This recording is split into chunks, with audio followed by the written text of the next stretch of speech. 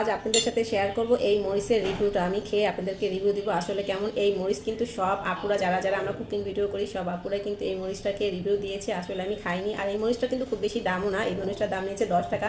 তাহলে এই মরিচটা আমি খাবো, আপনাদের সাথে সেটা শেয়ার করবো যে খেতে কেমন লাগে। আর আজকে দুপুরে যে খাবারের আয়োজন সেটা হচ্ছে গরুর মাংস, এটা আর এই যে মরিচটাই খাবো, সেটা রিভিউ দিব। তাহলে এই মরিচটাই আমি আগে খাই আর কি, টিকিয়া দিয়ে, যার সালাদ আছে। এখন আমি টিকিয়ে দিয়ে খেয়ে এই মরিচটাকে খাবো, খেয়ে আপনাদের সাথে রিভিউ দিব যে খাবার মানে মরিচটা খেতে কেমন। ঠিক আছে, আমি কখনো এই মরিচটা খাইনি, সব আপুরা খেয়েছে, তাই ভাবলাম যে মরিচটা একটু খেয়ে দেখি। বিসমিল্লাহির রহমানির রহিম।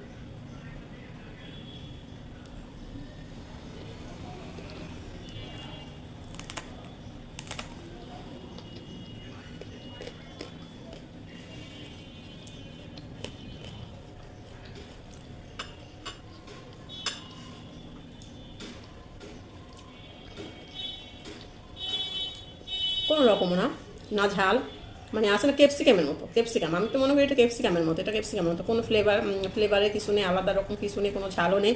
এটা যে সবাই এত খেয়ে রিভিউ দিছে, এটা নিয়ে অনেক খাওয়া দাওয়া অনেক কিছু এই মরিচটা, তাই আমি ভাবলাম যে দেখি আমিও একটু খেয়ে কীরকম। কোনো রকম আলাদা করে কিছু নেই, মানে ঝাল তো একেবারেই নেই। এই তো এখন